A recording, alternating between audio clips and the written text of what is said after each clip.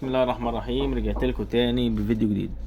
زي ما اتفقت معاكم، انا اي حاجه هتظهر ليا هعمل لكم فيديو عليها على طول. مشكله الالات الحاسبه ان انت بتلف مهما تلف ما بتلاقيش صناعيه شغالين في الالات الحاسبه، قليل ونادرا. يعني في قرى، في ناس اماكن صعبه شويه تلاقي فيها. يعني لو انت في القاهره وارد تلاقي، طب تخيل الارياف او القرى. المهم عشان ما اطولش عليكم، هي سعر الالات طبعا غاليه، فلازم برضو اعرف الناس ازاي تصلح الاله بنفسهم. الآلة ديت في مشاكل كتير لاحظتها الفترة الأخيرة، إن الآلات بتيجي في أرقام فيها فاصلة. يعني بص هنا، الواحد شغال والأربعة شغال والسبعة شغال، نيجي هنا اتنين لأ، خمسة لأ، ستة لأ. يعني كده عندنا الصف ده مش شغال، والعلامة العشرية شغالة. التسعة شغال، ستة شغال، التلاتة شغال. نيجي هنا شغالة، بص تلاتة. ثواني كده،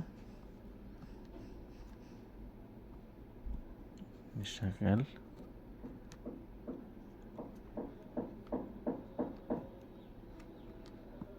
مش شغال. شغال. الجذر برضو مش شغال.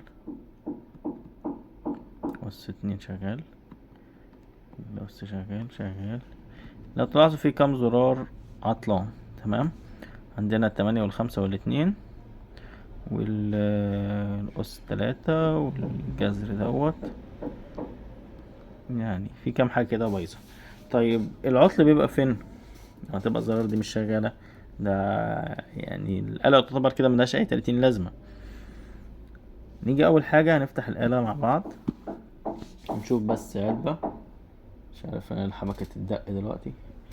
نشوف مثلا أي حاجة زي كده فاضية، ايه،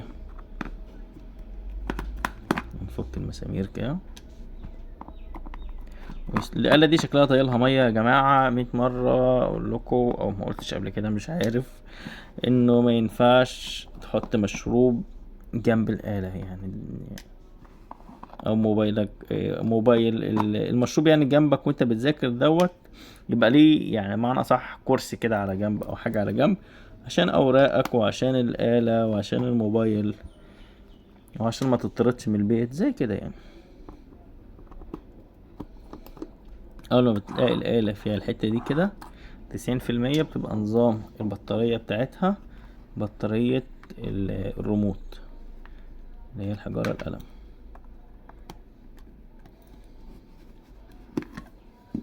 ده شاربة نسكافيه مايلة بس، حجر مصدي طبعا.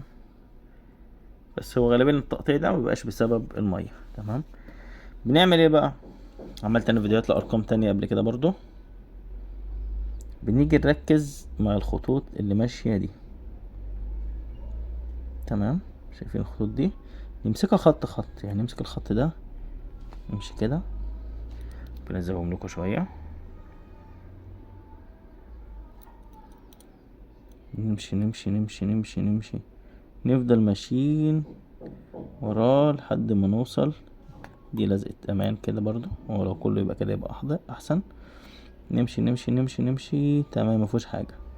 نفضل واخدين كل خط زي كده ونمشي وراه لحد ما نشوف المشكلة فين. طيب هنلاقي، مؤاخذة، نلاقي مكان فيه كحت او حاجة فاصلة تيار، تقريبا الحتة دي.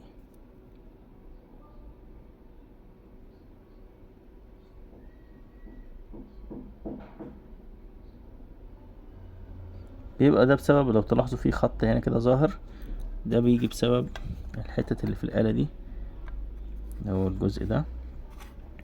ده بيبقى مقافل على الآلة، فبيعمل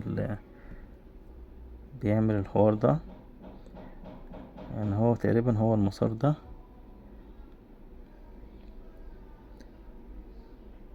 المسار ده هو اللي ايه، اللي فيه المشكلة. طيب انا غالبا بقوم عامل ايه، باجي عند المسار. انا برضه مبعرفش اتعامل قدام الكاميرا اصلا. نحط زي كده.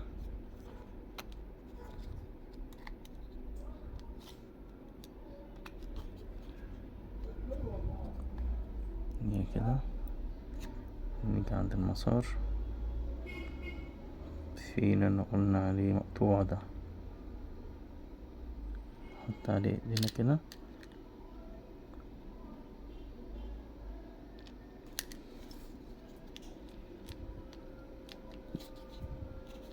نجرب ندوس، احنا قلنا الاتنين.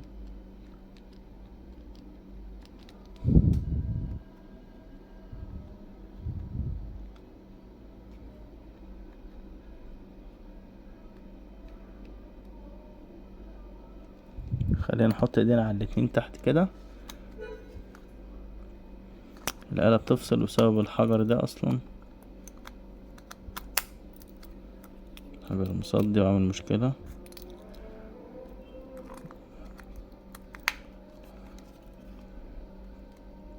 نفضل ندوس على الاتنين اهو، الاتنين تمام.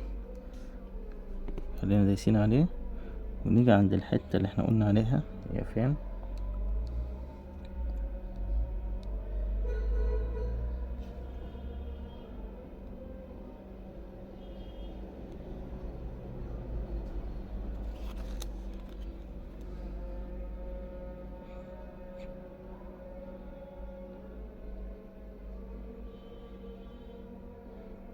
هي ظاهرة اوي اهي هنا، ماشي في الحتة دي كده. نفضل دايسين عند الاتنين، ندوس ونسيب مثلا، ونيجي عند مكان القطع ده ونلمس.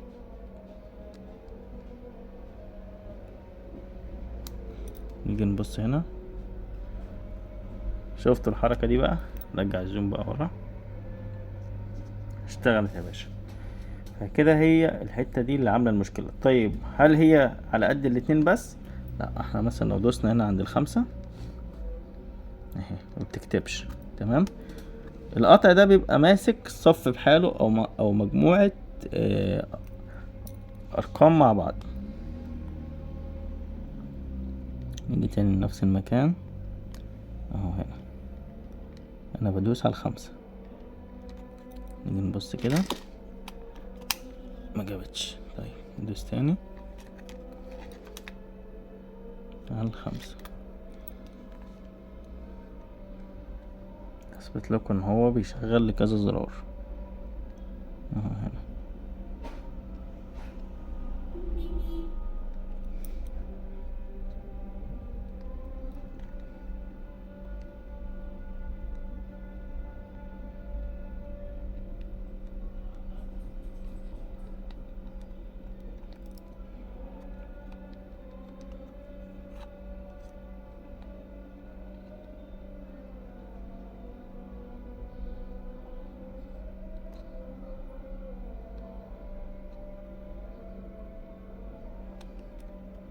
اهي شفت بقى، هي ايه نفس المكان.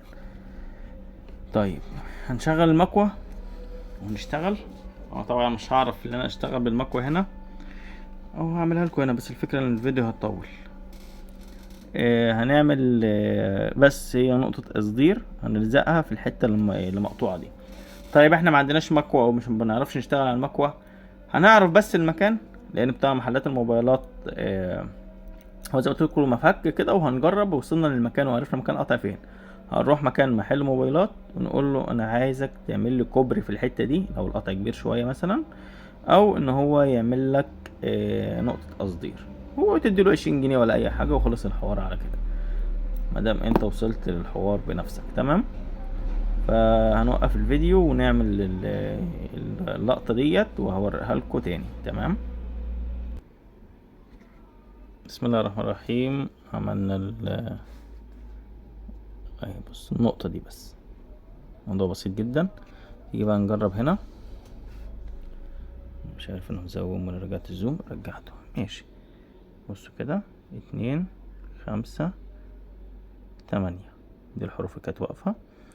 الجذر شغال، بص 3 شغال تقريبا، هم دول بس اللي كانوا واقفين، قلنا عشان حاجة تانية. اتمنى تكونوا استفدتوا من الفيديو، عشان نلحق بس الصلاة. متنسوش الاشتراك وتفعيل الجرس. شكرا.